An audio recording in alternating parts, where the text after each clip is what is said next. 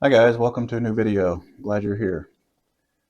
So in this video we're going to give you an update on the propagation station and probably empty out a couple spots. So I've got two cuttings, one here with this tag and this one here on the end with this tag. And the tags they tell me what date that I put them in there, and also these are cuttings off of my Frank Yee cork bark jade. So I want to keep these, I keep these tagged even when I transplant them, repot them, until they get old enough and matured where I can definitely tell that they're the cork bark variety, because when they're young like this, they look like normal portulacaria cuttings. So I keep these tags on here. I don't put them tight. I keep them loose there just so it doesn't bind the branch or the trunk, so I don't damage them at all, but I do keep the tag on there just so I can tell them apart. So like I said, today these have been in there since um, about the second week of September, and we're sitting at the end of November now. So roughly 2.5 months, I guess. Probably could have come out a lot sooner. You can see the roots are quite vigorous. They've been growing well. I probably could have taken them out a month ago, but just didn't have the time and just now getting to it. So I think today we'll go ahead and pot this one. And I think we've got some decent roots on this one down here too. Not quite as much, but um, it's been in there the same amount of time. So I think we'll probably go ahead and pot it since there are some roots there, and we'll see how it goes. So go ahead and set this aside for now.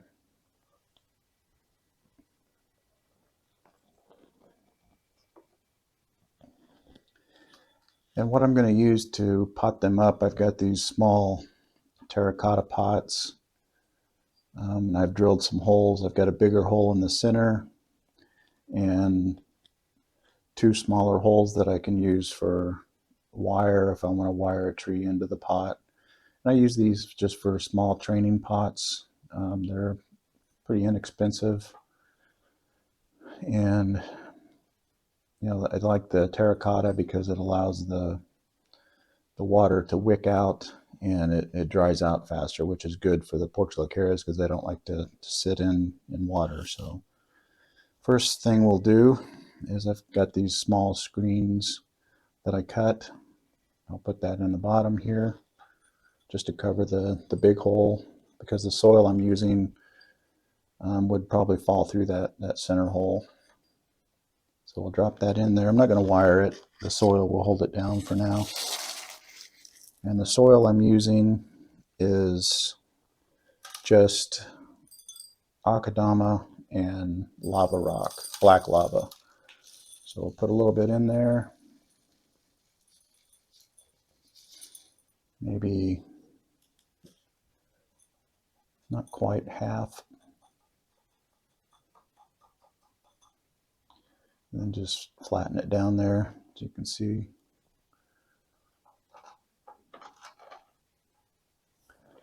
And we'll take this first cutting,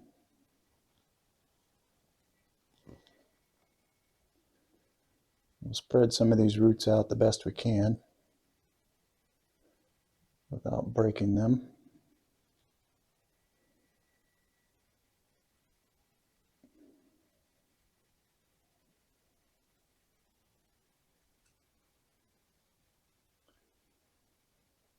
Pretty delicate. I want to get them spread out as much as I can just to start working on that good root flare and a nice thick base.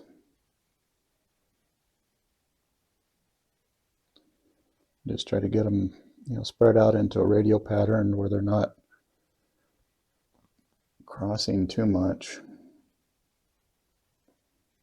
Doesn't have to be perfect at this stage because most likely you'll be repotting again within a year.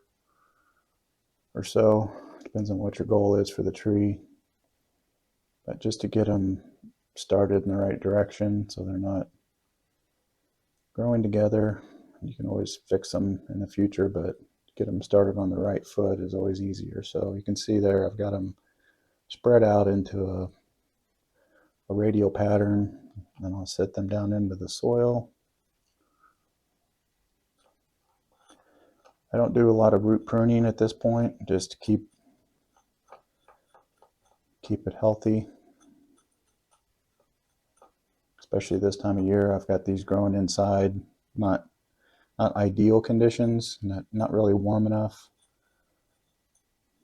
These portulacarias like warmer temperatures, you know, I would say 70 is probably the minimum, 65 very minimum, but they grow well at 75 plus. So I've got it placed down into the soil with the roots spread out, and I'll go ahead and fill it up the rest of the way.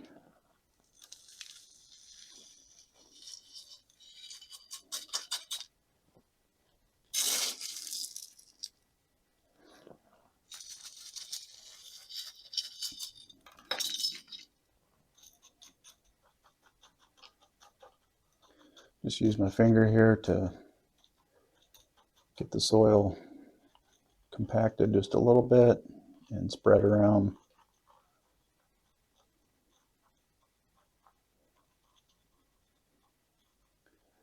This one feels pretty good in the pot.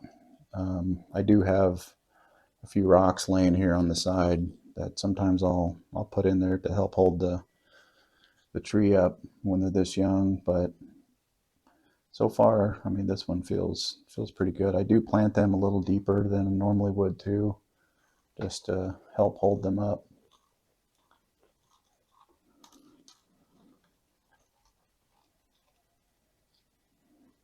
So I think that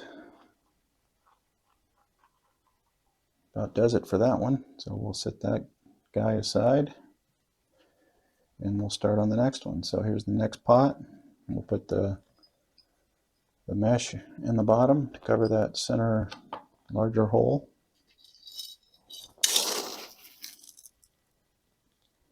Add some soil.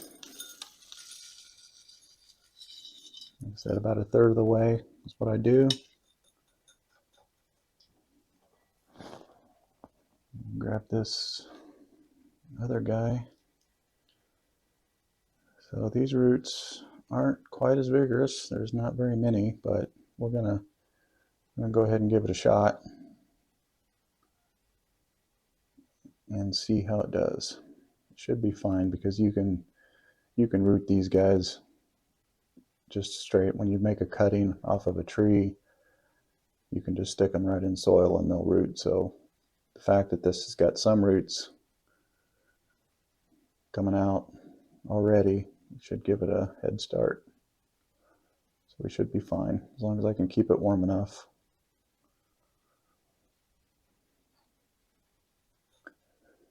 Probably have to use some rocks in this one to keep it standing up because of the not a whole lot of roots to help support it.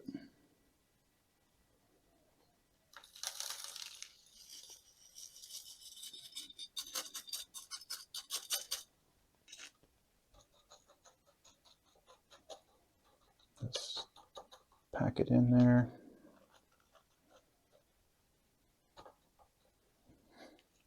Fill it up a little bit more.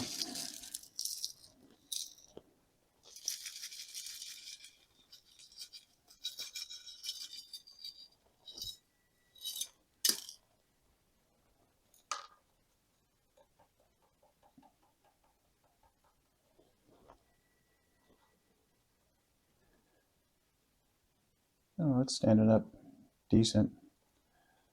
Shouldn't have to use any rocks, I guess. I'll just, because inside they don't get exposed to a lot of wind or, you know, anything that squirrels or something that might jump up on the bench to knock it loose. So it'll be fine inside. It feels Feels pretty stable. But like I said, if you needed to, you could set a couple rocks in there just to be safe, which I might just go ahead and do. We'll set that guy there. It just helps keep it a little more stable. And we'll set one on the other side just to help hold it in place, just so it doesn't move if I accidentally bump it or something when I'm watering. So we'll go ahead and leave that one like that. I'll show you this one again. So we got those two potted up, and I'll give them a good watering and set them back on my indoor shelves under the grow lights and let them continue to grow. And I'll be sure to update you guys in the future on these two, just so you can see how fast they grow and kind of how they develop in the future. So thanks for watching, and we'll see you in the next one.